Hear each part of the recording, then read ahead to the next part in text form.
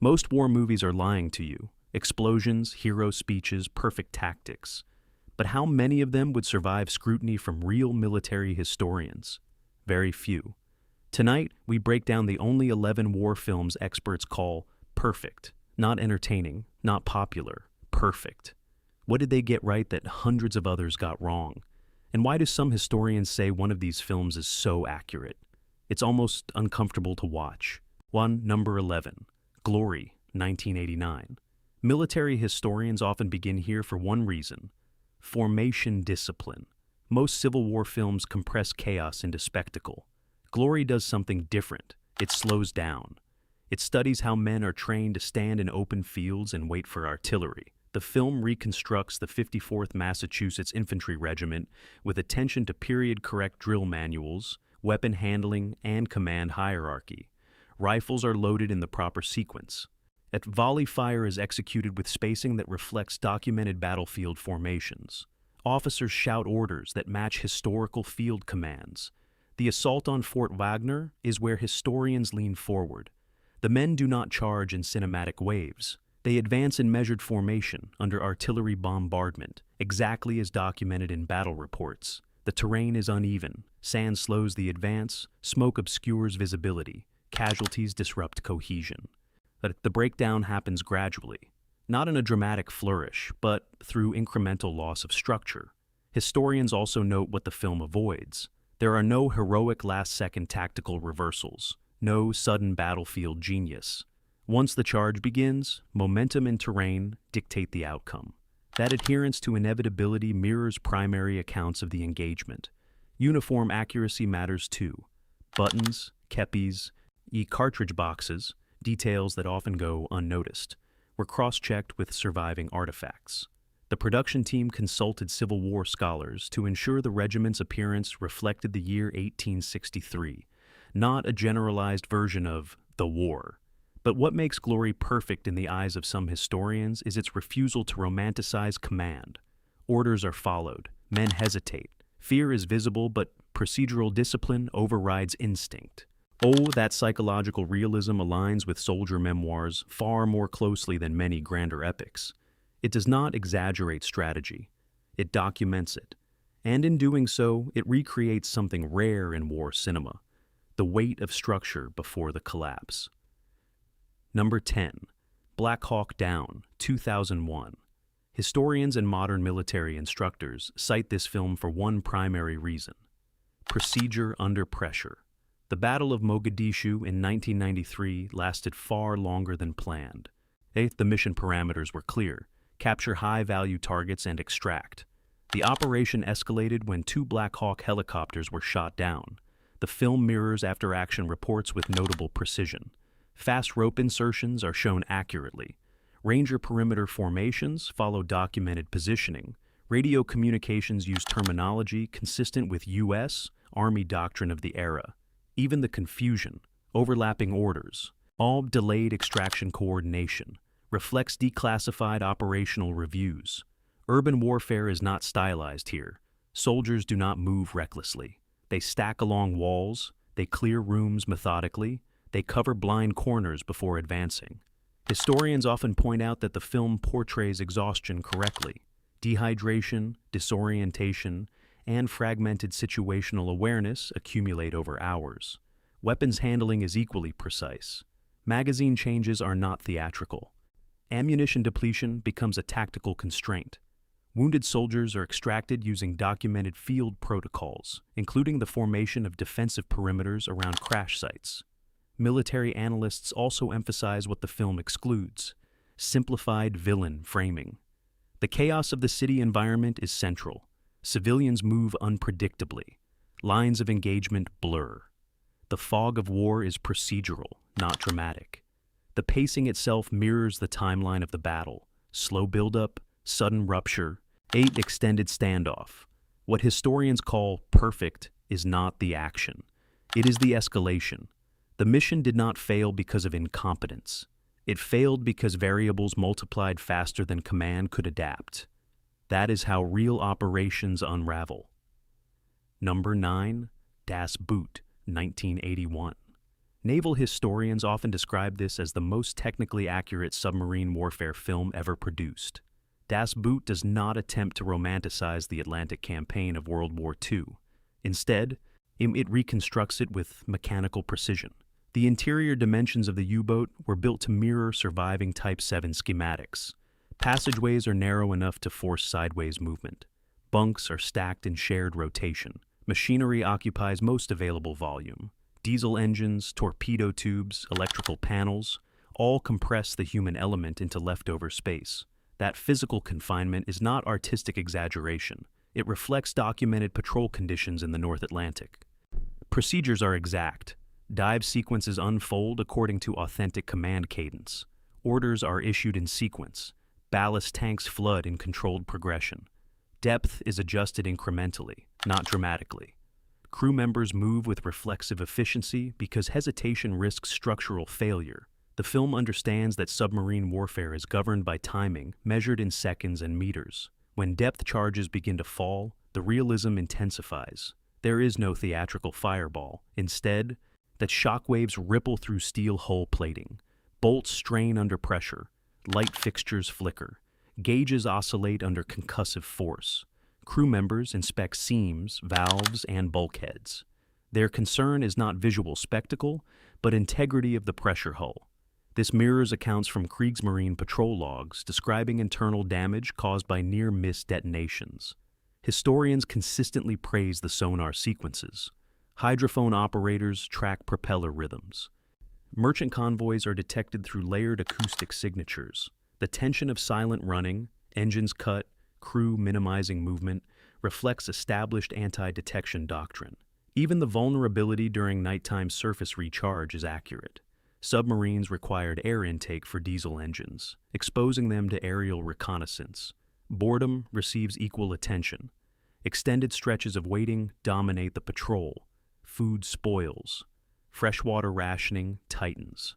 Condensation accumulates. Mechanical faults emerge gradually. Submarine warfare was as much about endurance and psychological strain as it was about engagement. The film integrates that fatigue into its structure. What distinguishes Das Boot is neutrality. It does not celebrate successful torpedo strikes with triumphant framing. Every launch is followed by calculation, distance, bearing, reload cycle. Success is procedural. Failure is statistical. Naval historians call it perfect, not because it dramatizes combat, but because it captures confinement as doctrine. Life aboard a U-boat was defined by steel boundaries, pressure limits, and strict command hierarchy. Decisions were technical. Survival was mechanical. There are no sweeping declarations, only gauges, coordinates, orders, steel, pressure, and the margin between them. Number 8. Tora, 1970. Most Pearl Harbor films chase emotion. This one chases documentation. Military historians consistently highlight Tora. That's because it reconstructs the attack of December 7, 1941, almost minute by minute. The film does not simplify command errors. It does not compress timelines for dramatic payoff. Instead, it presents parallel failures in communication across both Japanese and American command structures. On the Japanese side, carrier task force launch procedures are depicted with technical accuracy. Aircraft warm-ups, deck sequencing, and attack wave coordination reflect archival naval records. The strike commander's signals mirror documented transmission codes. On the American side, radar detection at Opana Point is shown accurately, including the misinterpretation of incoming aircraft as expected B-17 bombers. That small procedural assumption becomes catastrophic. Historians note the restraint in this portrayal. There is no invented villain, only missed signals. The attack choreography itself avoids spectacle inflation. Battleship Row burns because it burned. This aircraft strafe because they were ordered to strafe. Anti-aircraft response lags because ammunition was locked and command authorization was delayed. These details match official Navy investigations conducted after the attack. Uniform insignia, aircraft markings, and naval vessel placement were cross-referenced with military archives. Even the positioning of the USS Arizona during its catastrophic explosion reflects photographic evidence. What historians call perfect here is structural balance. The film refuses to frame the attack as either surprise brilliance or complete incompetence. It shows the complexity of military bureaucracy under peacetime posture. Assumptions slowed reaction. Signals moved through layers, and in that delay, vulnerability widened. There are no dramatic speeches before impact. There is routine, then rupture. And that procedural inevitability is precisely why military scholars continue to reference this film when discussing operational readiness and strategic miscalculation. Number 7. The Battle of Algiers, 1966. Military academies have screened this film for decades, not because it glorifies conflict, because it dissects insurgency mechanics. Set during the Algerian War of Independence, the film reconstructs how decentralized cells operate inside dense urban terrain. Historians praise its depiction of compartmentalized resistance networks. Members know limited information, reducing vulnerability under interrogation. French counterinsurgency tactics are equally detailed. Checkpoints tighten gradually. Intelligence gathering replaces brute force. The paratroopers' strategy focuses on dismantling communication nodes rather than chasing individuals randomly. These methods mirror documented operations conducted in Algiers during the late 1950s. What makes the film exceptional is its neutrality of presentation. Bomb placements occur without dramatic music. Arrests are conducted methodically. Torture is shown as systematic policy rather than chaotic cruelty. The procedural coldness reflects archived military reports, not cinematic exaggeration. Urban warfare historians emphasize the realism of spatial geography. Narrow Casbah corridors create tactical disadvantage. Rooftop movement provides asymmetric leverage, and crowds become cover and obstacle simultaneously. These environmental dynamics are depicted with precision that aligns with counterinsurgency doctrine studies. The film avoids simplified moral framing. Both insurgent and state forces operate within strategic logic. Objectives drive decisions. Escalation emerges from response and counter-response. That operational symmetry is rare in war cinema. Military scholars often describe this film as less a drama and more a case study. Now, it demonstrates how insurgencies grow, how states react, and how cycles of violence institutionalize themselves. Not spectacle, structure, and that structural clarity is why it remains required viewing in discussions of modern asymmetric warfare. Number 5. Come and See, 1985. Military historians rarely use the word perfect for films about atrocity. They make an exception here. Set in Nazi-occupied Belarus in 1943, Oh Come and See reconstructs anti-partisan warfare with a level of historical fidelity that aligns closely with Eastern Front documentation. Villages were not simply battlegrounds. They were strategic targets. Collective punishment was doctrine. The film reflects that policy with procedural clarity. German anti-partisan sweeps are shown not as spontaneous cruelty, but as structured operations. Villagers are rounded up. Property is confiscated. Civilians are separated. The sequence mirrors documented reports from Einsatzgruppen and Wehrmacht records in the region. Historians point to the absence of stylization. There is no orchestral swelling before violence, no heroic counterattack. The camera remains close, almost observational. That restraint mirrors survivor testimony from Belarusian archives. Weapons and uniforms are period correct for 1943 Eastern Front deployments. German units operate in organized formation, and Soviet partisans are depicted as loosely coordinated, under-equipped, and fragmented, consistent with historical guerrilla structures. But what historians emphasize most is psychological realism. The film captures civilian disorientation. Confusion spreads before comprehension. Fear manifests in silence rather than spectacle. That slow procedural unraveling reflects recorded patterns of occupation. Escalation through intimidation, not immediate annihilation. There is no battlefield symmetry here. It is administrative violence. The destruction of a village unfolds step by step. Registration, confinement, ignition.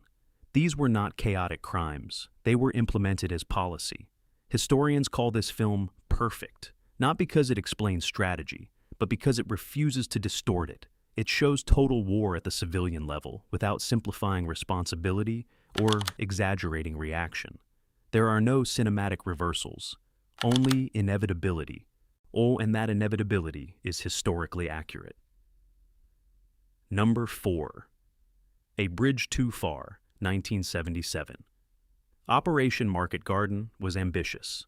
Airborne divisions were tasked with capturing a series of bridges in the Netherlands in September 1944. The objective? Secure a rapid route into Germany. Historians value this film because it does not rewrite the outcome. The airborne drops are shown accurately. Scattered landings, delayed link-ups, radio failures. Paratroopers assemble under fragmented communication, exactly as recorded in after-action analyses. British forces at Arnhem encounter stronger German resistance than intelligence predicted. The film preserves that miscalculation. There is no retroactive brilliance. Command optimism remains intact, even as tactical reality deteriorates. Bridge control becomes the central variable. The film portrays narrow urban engagement zones, limited ammunition supply, and increasing isolation of airborne units. These conditions reflect documented British reports from the operation. German counterattacks are methodical, not exaggerated. Armored units move with calculated pressure.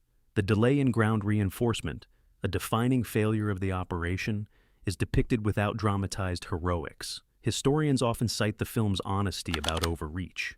Strategic ambition outpaced logistical feasibility. Supply lines stretched. An intelligence underestimated enemy presence. Weather slowed reinforcement. The collapse was procedural, not theatrical. Uniforms, equipment, and divisional markings were reconstructed using military consultants. Even small command details, map briefings, tone of staff discussions, reflect primary source material. Few war films present failure without revisionism. This one does. And that refusal to reshape history into triumph is why military scholars often describe it as structurally accurate, even when the strategy itself was flawed. Number 3, The Longest Day, 1962. Before handheld chaos. Before graphic realism. There was structure. The Longest Day reconstructs the D-Day invasion from multiple national perspectives, American, British, French, and German, with a cadence that resembles operational documentation more than traditional drama. Historians consistently praise its adherence to chronological sequence. The airborne drops over Normandy are staged in alignment with recorded operational plans. Aircraft approach under anti-aircraft fire. Navigation errors disperse paratroopers across unintended drop zones. Units struggle to regroup in darkness. These dispersal patterns reflect documented reports from June 6, 1944, when weather conditions and flak significantly disrupted formation integrity. The confusion is procedural, not theatrical. Officers assemble fragments of units. Objectives are pursued despite incomplete manpower. Bridges and crossroads become focal points, not because of dramatic necessity, but because they were strategic nodes in the invasion plan. German command hesitation is depicted with notable accuracy. Field commanders recognize the scale of the landings, but authorization to release armored divisions requires higher-level approval. Now that delay, shaped by rigid command hierarchy and uncertainty about whether Normandy is the primary invasion site, reflects historical bottlenecks within the German chain of command. The film does not embellish this hesitation. It presents it as institutional inertia. The scale of the invasion is conveyed through logistical coordination. Landing craft approach in structured waves. Naval bombardment precedes infantry disembarkation. Engineers move forward to clear obstacles. Yes, these sequences align with declassified operational transcripts and naval records. The choreography of movement reflects planning rather than improvisation. Unlike later war films, this one does not narrow its lens to a single squad navigating chaos. It widens the frame. British glider landings, American paratroopers securing causeways, French resistance sabotage targeting rail lines and communication hubs. Each element operates within a broader system of interdependence. Note, the black and white presentation reinforces its archival tone. Uniform insignia, divisional markings, and equipment configurations were reviewed with military consultants to ensure accuracy to mid-1944 specifications. Even the depiction of resistance operations aligns with documented disruptions to German transportation networks during the early hours of the invasion. Historians value the film's restraint. There are no exaggerated hero arcs engineered to reshape the outcome. And no single moment alters the tide of battle. Instead, the invasion unfolds as it did historically, imperfect, massive, and reliant on synchronized execution across land, sea, and air. What makes the film perfect in academic circles is its commitment to structure over emotion. The invasion succeeds not because of one decisive act of bravery, but because thousands of coordinated actions, timed, aligned, and executed, converge across multiple theaters. That systemic realism remains rare, and difficult to replicate. Number 2. Letters from Iwo Jima, 2006. Most World War II films frame Iwo Jima from the shoreline. This one begins underground. Letters from Iwo Jima is frequently cited by military historians as one of the most structurally accurate depictions of Japanese defensive doctrine during the Pacific War. Rather than focusing on the amphibious assault alone, the film centers on General Tadamichi Kuribayashi's strategic recalibration of the island's defense. Historical records show that Kuribayashi rejected traditional beach resistance tactics. He understood that U.S. naval and aerial bombardment would devastate shoreline positions. Instead, he ordered construction of an interconnected tunnel system across Mount Suribachi and the island's interior, transforming Iwo Jima into a layered defensive network. The film reflects this engineering strategy with unusual fidelity. The tunnels are not dramatic inventions. Reinforced passages, concealed artillery chambers, ration storage rooms, and communication corridors are depicted in alignment with documented layouts recovered after the battle. Firing positions are angled for overlapping coverage. Machine gun nests are recessed to reduce exposure. The objective was not immediate repulsion of the invasion, but calculated attritional delay. That distinction matters. Historians emphasize that Kuribayashi's doctrine prioritized endurance over spectacle. He discouraged mass banzai charges, a departure from earlier Pacific engagements. Surviving letters confirm his belief that disciplined resistance within fortified interiors would impose higher casualties and prolong combat. The film portrays these command decisions without embellishment. Kuribayashi's restraint is strategic, not sentimental. Orders are issued with emphasis on defensive patience. Soldiers are instructed to conserve ammunition. Tactical positioning replaces frontal sacrifice. Weapons usage remains grounded in documented practice. Type 96 machine guns are mounted correctly. Mortars are deployed from protected angles. Ammunition scarcity becomes a structural constraint. Engagement is measured. Reload time and supply depletion shape tactical rhythm. But historians often highlight the psychological dimension as equally accurate. Archival diaries from Japanese soldiers describe isolation, uncertainty, and exhaustion. The film reflects this internal strain. And soldiers balance loyalty with fear. Doubt coexists with discipline. There is no mythologizing of invincibility. Instead, there is dehydration, hunger, and gradual erosion of morale. The battle's inevitability is preserved. Iwo Jima was never realistically defensible in perpetuity. The strategic objective was to impose delay and cost. The film maintains that operational truth without rewriting events into a last-minute reversal. Historians call it perfect because it respects doctrine and perspective simultaneously. It does not convert the battle into spectacle. It reconstructs defensive planning, structural endurance, and human limitation as they were recorded. A fortress of volcanic rock, a network beneath it, and a strategy designed not to win, but to endure. Number 1. Paths of Glory, 1957. Historians rarely agree on anything. Many agree on this.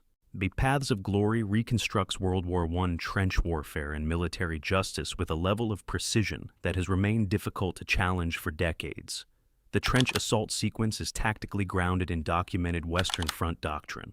French infantry are ordered to advance across exposed terrain toward fortified German positions. The objective is limited. The preparation is minimal. Artillery support is insufficient. When the whistle blows, The men climb the ladder and move forward into intersecting fields of machine gun fire. The advance does not collapse instantly. It deteriorates. Officers attempt to maintain momentum under sustained suppression. Soldiers flatten into shell craters. Communication fractures under noise and distance. This progression mirrors battlefield reports from 1916 and 17, where frontal assaults against entrenched defensive networks routinely produced severe casualties with negligible territorial gain. The geometry of the battlefield is accurate. German machine gun nests are positioned at elevation. Open ground offers little cover. Barbed wire slows movement. These were not cinematic inventions. They were structural realities of trench warfare after defensive technology outpaced offensive maneuver. Yes, the film's reconstruction of trench architecture reinforces that realism. Corridors are narrow. Mud accumulates. Overhead protection is partial at best. Dugouts are cramped and damp. Historians have compared these visuals with preserved trench diagrams and soldier memoirs. The alignment is close, but historians often direct greater attention to the court-martial sequence. Following the failed assault, a small number of soldiers are selected for prosecution. The charge is cowardice. Yet the underlying motive is institutional preservation. Military courts during the First World War frequently operated under pressure to enforce discipline through example. Evidence standards were inconsistent. Defense arguments were constrained. Outcomes were often shaped by command expectations rather than impartial review. The film mirrors this structure with procedural restraint. The officers presiding over the tribunal are not exaggerated antagonists. They are administrators safeguarding hierarchy. Their language is formal. Their reasoning is bureaucratic. This portrayal aligns with archival scholarship on French army disciplinary practices during periods of morale crisis. What distinguishes the film in academic discussion is its refusal to manufacture redemption. The assault fails. The legal process affirms the sentence. The chain of command remains intact. There is no reversal engineered to restore moral balance. And historians describe the film as perfect, not because it celebrates courage or condemns leadership through spectacle, but because it captures institutional rigidity. Hierarchy enforces compliance. Pride resists accountability. Procedure substitutes for justice. The battlefield consumes soldiers. The courtroom confirms the cost.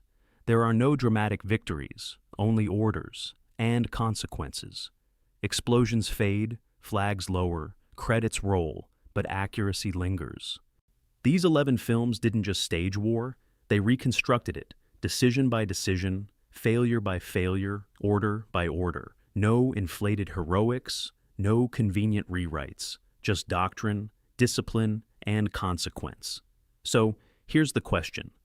Military historians keep asking, if these are the only perfect war films, what does that say about all the others? And which one unsettled you the most?